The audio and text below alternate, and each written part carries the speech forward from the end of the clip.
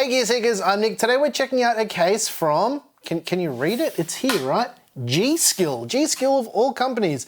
This is their first case. It's an ITX case. It's the G.Skill Z5i or Z5i, depending on where you're watching this video from. And it's an ITX case that supports 280mm AIOs and GPUs up to 330mm. We're gonna do our normal thing. We're gonna check it out. We're gonna be as brutally honest as possible, as we always are with all of our case reviews. So without further ado, let's take a look at the Z5i. We'll pull it apart. We're gonna do a build. We're gonna do everything that we usually do. We're gonna test thermals. We're gonna do all of that stuff. So strap yourself in. It's gonna be a long day and we're gonna get some stuff done and you're gonna find out whether or not you should buy this case. Let's get into it.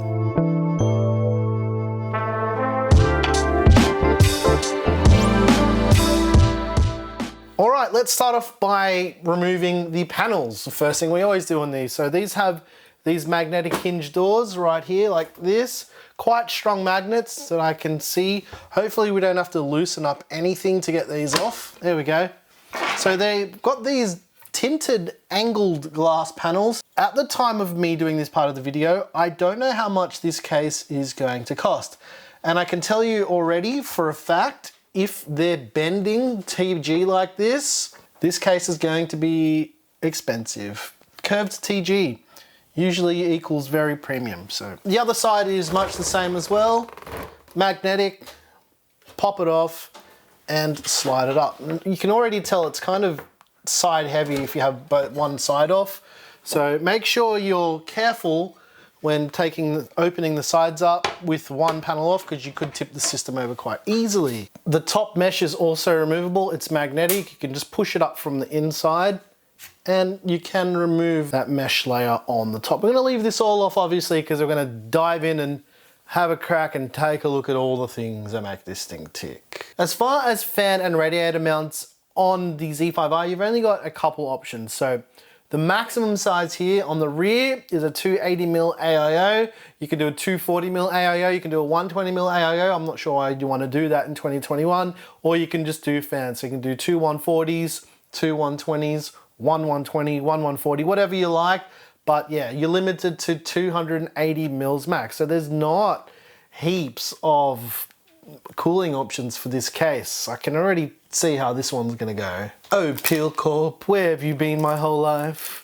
Front panel IO from top to bottom, power button, two USB type A ports and a USB type C port. Front panel connectors, we've got some USB type A, which USB 3.0, USB type C, and switches and lights and all that jazz so that you know your system's up and running. In terms of power supply support, it only supports SFX power supplies. Doesn't look like there's heaps of room here for cable management. However, it does have tie down points underneath this here to tie additional cables down. So there is a bit of space between the motherboard. I don't know if you can see that between here and here. So you can jam cables in this area here. So we'll find out when we do a build with it though. There's also this power extension cable that allows you to plug in the power supply because the power connector for this case is down the bottom of the case. So there needs to be an extension cable to plug into your power supply to give it juice. Because this is an ITX case, it only supports ITX motherboards with the IO facing down. So everything comes out through the bottom.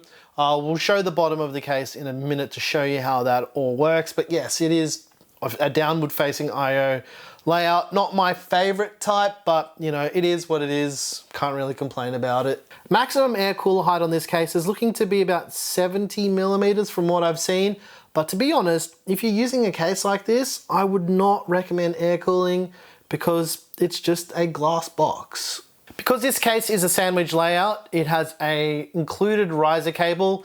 Now, one of my first gripes with this is a PCIe 3.0 riser cable. No cases have any business shipping with a PCIe 3.0 riser cable in 2021, considering a lot of people who will be building new systems in ITX cases with newer hardware and newer GPUs, they'll need to change the BIOS setting. And if you don't know that you need to do that, that can be a bit of a problem for people who aren't as experienced with PCs. So the Z5i loses points for having a PCIe 3.0 riser cable. That's not acceptable. There's some SSD mounting options here as well. You'll notice there's little cutouts here that require rubber grommets. You can mount up to 2 SSDs on this section here.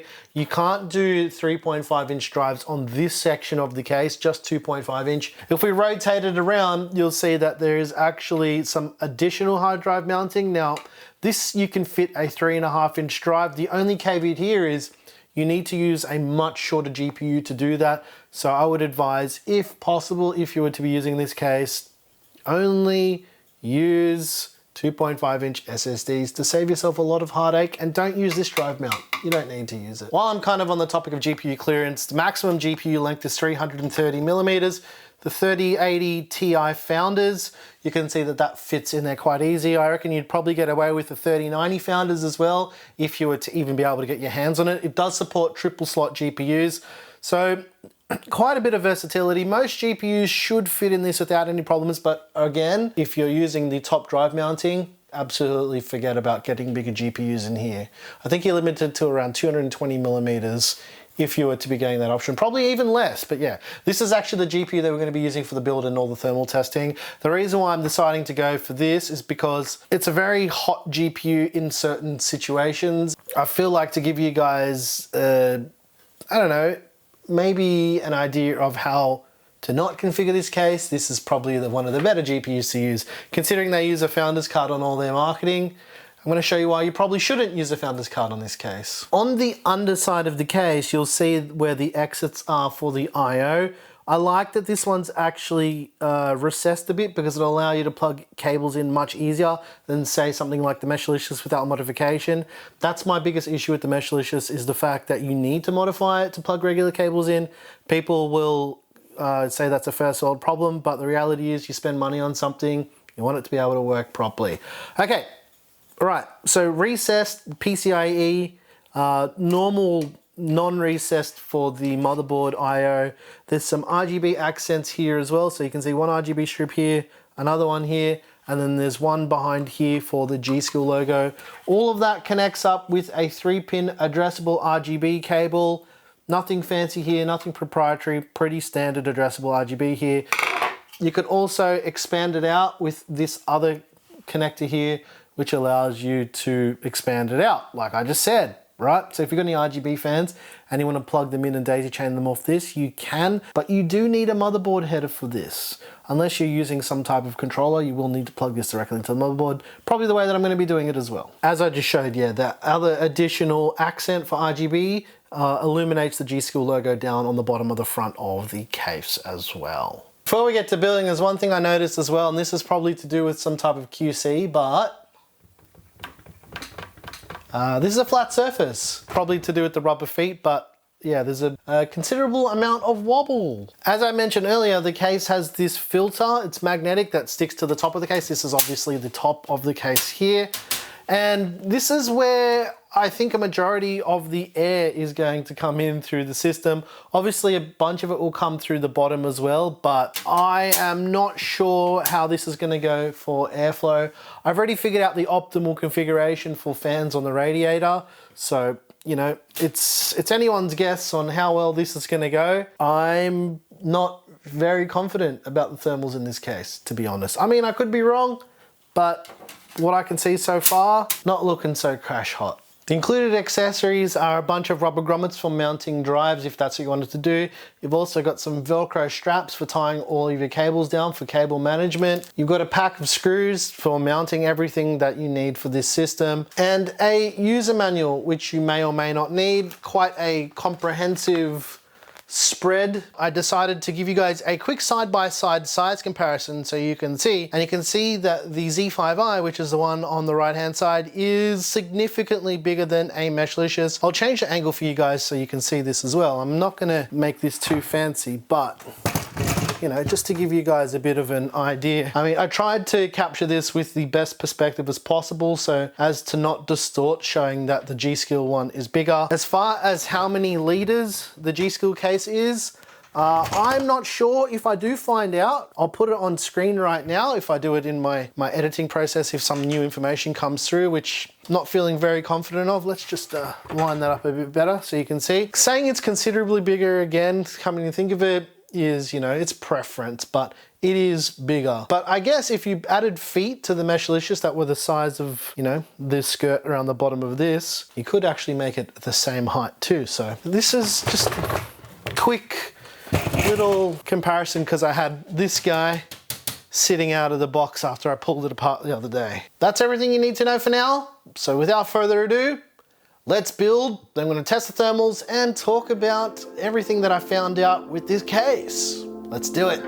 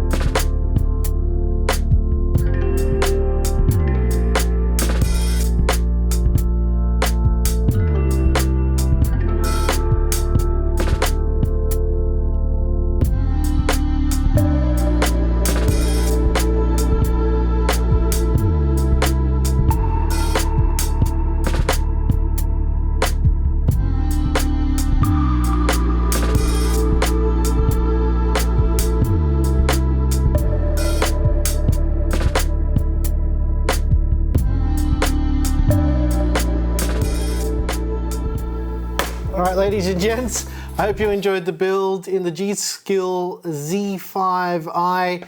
All right, let's do the bit that you all want to know about. Let's get that all out of the way. Let's take a look at the thermals for this new case from G.Skill.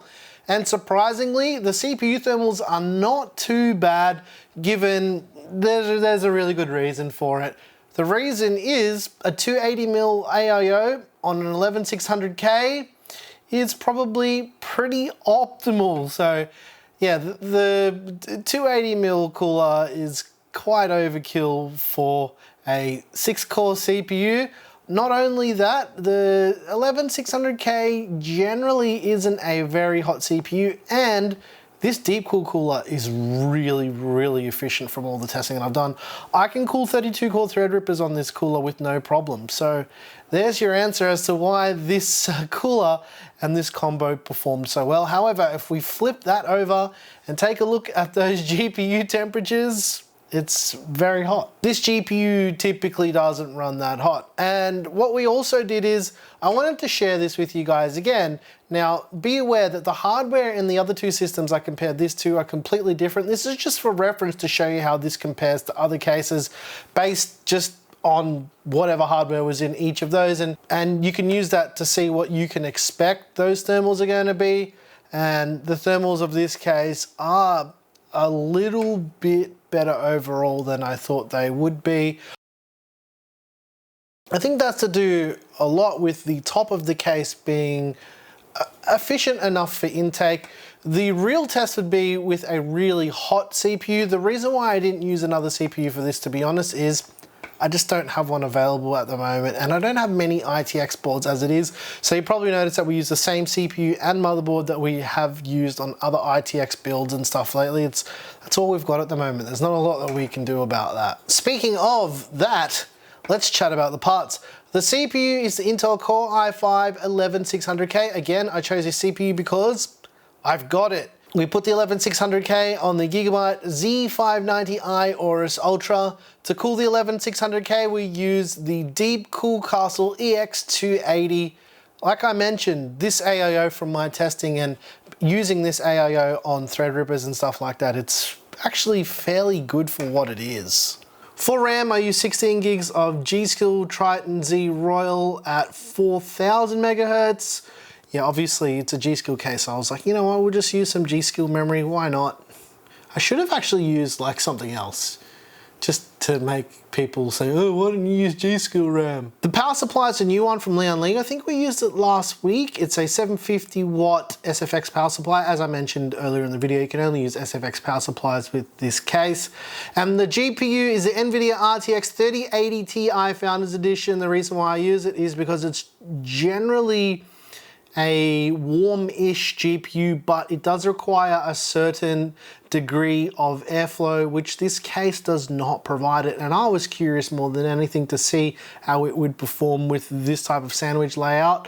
And you know, you have the answers for that already. All right, so what do I think about this first case from G.Skill? I will say straight off the bat, this is a decent first effort for a company that doesn't make cases. However, overall, not my cup of tea. Now, again, I went looking for the pricing in this. I went through all my emails. I looked at all the stuff that I've received about this case. Nothing about price, but I can tell you it's going to be expensive because most of the materials are actually quite premium. Like the finish on it is quite nice. The curved tempered glass is very, very nice. But again, if you're looking for an ITX case with lots of airflow, I would go, again, the standard Meshlicious or NR200. They're my picks for cases that you can fit 280mm AIOs in. As far as small form factor cases go, this is on the really, really big side of those. So I already can see the comments, people are gonna be like, oh, that's too big for ITX, or I don't think they're marketing this as small form factor. They're just marketing this as being compatible with ITX motherboards, and that's a really big misconception people have with small form factor and ITX. Small form factor, this ain't it, right? This is not small form factor. This is just an ITX case. I like the curved tempered glass. It looks really cool as a showpiece. As a practical case, no. And here's why. First of all, mounting the AIO with tubes up, that's the only way you can do it. Otherwise the tubes are too long, right? Pretty crazy world that we live in. They're too long, so they have to go up. With saying that, depending on the way that you route them, they are going to touch the fans on the radiator, right? You can do it the other way around by putting the fans on the other side. However, you won't get the clearance for putting the AIO in that way. So the fans being on this side of the rad make a lot more sense. However, again, as I mentioned, you need to tie the tubes down so they don't hit the fans. You know, maybe G.Skill's own AIO is a little bit better at this, but chances are people who are going to be using a case like this won't be using G.Skill's AIO. They're going to use another 280mm AIO. So that option there is, you know, that's how it is. And the other argument could be you could have the tubes coming out the bottom of the pump top. The main problem with that is because of the rotation of the motherboard, you're going to hit the IO cover and the tubes aren't going to come out in most cases on most AIOs. So you're up the creek without a paddle with that in that regard. As far as cable management, look, I'll just give you a little peek. It's okay for an ITX case, not amazing. Better on the back side actually with the GPU side because most of the cables are sitting on this side. The included straps aren't too bad either. I use them here to hold down all of the cables and whatnot. I think I did an okay job. I actually plugged everything in for once, which I don't usually do on these type of builds, or any builds rather, but I actually found it to be more efficient to plug in the USB headers and USB cables than to not plug them in and hide them out of the way. Weird, right? Maybe that was by design, but overall, yeah, I mean, it's a case, an ITX case, one that you may or may not love. I don't love it. I don't hate it. It's just really not my cup of tea, but when G.Skill reached out and asked if I wanted to check it out, I really wanted to check it out because I thought the design looked pretty interesting. But given that I don't know the price or availability, I don't have a conclusion on whether or not you should buy it because I just don't know how much it's worth. And I did reach out to G.Skill like 5 days ago or something to get those details, but I've had no response, and I can't have a case sitting here for too long, burning a hole in my subconscious, knowing that I need to do something with it because, yeah, that's just how I am. I need to give you guys this stuff as quickly as possible. I'm gonna say this one last time. The case looks really interesting. I think the thermals with a hotter CPU will be significantly worse, but not as bad as this glass box actually looks. I think with a hotter CPU, it's gonna be a very different story. I'm sure there'll be other reviews that come out with this, but again, like I said, this is all I've got available to test with at the moment. I don't know how much it's gonna cost right now. I'll update the description when I know, and maybe I'll do a follow-up to this another time, but probably not. All right, ladies and gents, that's just about gonna do it for the G.Skill Z5i or Z5i, depending on where you're watching this from. And yeah, I'm done. Claire, I'm done. There's a PC part picker list down below in the description. I make all the music, it's available on Patreon. You wanna go early access to this one, blah, blah, blah, you know the deal. Hit the dislike button if you hated it, but hit it twice to really make sure you dislike the video. But if you liked it, just hit it once. That's all you need to do, just hit it once and all that jazz. Engage cinematic mode. Thanks for watching. But stick around, because cinematic mode, who wants to miss out on that?